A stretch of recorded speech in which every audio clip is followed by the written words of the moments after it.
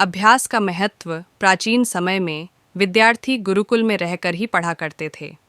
बच्चे को शिक्षा ग्रहण करने के लिए गुरुकुल में भेजा जाता था। बच्चे गुरुकुल में गुरु के सानिध्य में आश्रम की देखभाल किया करते थे और अध्ययन भी किया करते थे। वृद्धराज को भी सभी की तरह गुरुकुल भेज दिया गया। वहाँ आश्रम में अपने साथियों के साथ घुलने मिलने लगा, लेकिन वह पढ़ने में बहुत ही कमज़ोर था। गुरुजी की कोई भी बात उसके बहुत कम समझ में आती थी। इस कारण सभी के बीच वह उपहास का कारण बनता है। उसके सारे साथी अगली कक्षा में चले गए, लेकिन वो आगे नहीं बढ़ पाया। गुरुजी जी ने भी आखिर हार मानकर उसे बोला, बेटा वरदराज, मैंने सारे प्रयास करके देख लिए हैं। अब यही उचित होगा कि तुम यहाँ अपना समय बर्बाद मत करो। अपने घर चले जाओ और घर वालों की काम में मदद करो।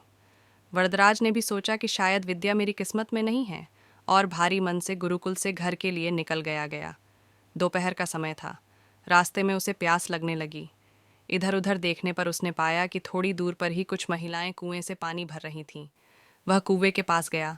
वहां पत्थरों पर रस्सी के आने जाने से निशान बने हुए थे, तो उसने महिलाओं से पूछा, यह निशान आपने कैसे बनाए?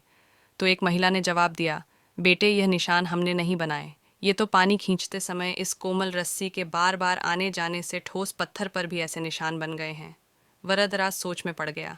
उसने विचार किया कि जब एक कोमल से रस्सी के बार बार आने जाने से एक ठोस पत्थर पर गहरे निशान बन सकते हैं, तो निरंतर अभ्यास से मैं विद्या ग्रहण क्यों नहीं कर सकता। वरदराज ढेर सारे उत्साह के साथ वापस गुरुकुल आया और अथक खड़ी मेहनत की। गुरुजी ने भी खुश होकर भरपूर सहयोग किया। कुछ ही सालों बाद यही मंदबुद्धि बालक वरदराज आगे चलकर संस्कृत व्याकरण का महान विद्वान बना, जिसने लघु सिद्धांत कौमुदी, मध्य सिद्धांत कौमुदी, सारा सिद्धांत कौमुदी, गीर्वाण पद मंजरी की रचना की। शिक्षा मोरल। दोस्तों, अभ्यास की शक्ति का तो कहना ही क्या है। ये आपके हर सपने को पूरा करेगी। अभ्यास बहुत ज़रूरी है, चाहे वो खेल में हो या पढ़ाई में या किसी और चीज़ में। बिना अभ्यास के आप सफल नहीं हो सकते हो।